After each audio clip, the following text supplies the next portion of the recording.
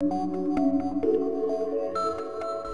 des constats auxquels nous oblige également le XXe siècle, c'est que le développement technico-scientifique n'a plus à voir avec l'universel. Si vous lisez les théoriciens du progrès, au siècle des Lumières ou bien mieux au XIXe siècle, ils disent que le progrès a à voir avec le genre humain. Tout progrès finira par diffuser spatialement et temporellement au sein de toute l'humanité. Or, aujourd'hui, vous le savez, il y a 2 milliards d'êtres humains qui n'ont jamais vu une prise de courant électrique de leur vie. Est-ce qu'on veut qu'ils en voient une? Ça, c'est une première question. Si oui, est-ce qu'on fait en sorte qu'ils en voient une un jour? Deuxième question. Et on a l'impression que le progrès technique, qui est incontestable, en fait est en train de segmenter l'humanité.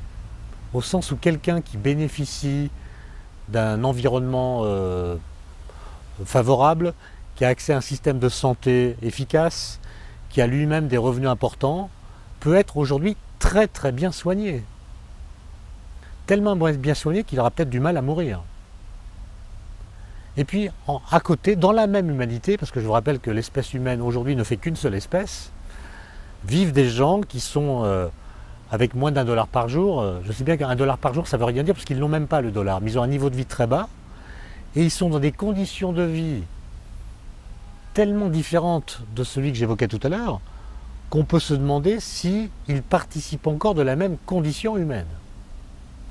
Et je pense donc que le débat qui nous occupe aujourd'hui reprend, avec presque un demi-siècle de retard, celui qu'avait déjà évoqué Hannah Arendt dans son livre « La condition de l'homme moderne », où elle dit finalement la technologie change d'abord les conditions de vie de l'homme, sa façon de vivre, de travailler, de communiquer, de se déplacer. Toute innovation technologique d'importance change les conditions de vie de l'homme. Mais elle pose une deuxième question, c'est à force de changer les conditions de vie de l'homme, est-ce qu'on ne change pas aussi la condition humaine? Et si oui, est-ce qu'on la change pour tout le monde? Et est-ce qu'on peut accepter longtemps qu'il y ait une seule humanité dans laquelle la condition humaine ne soit pas la même?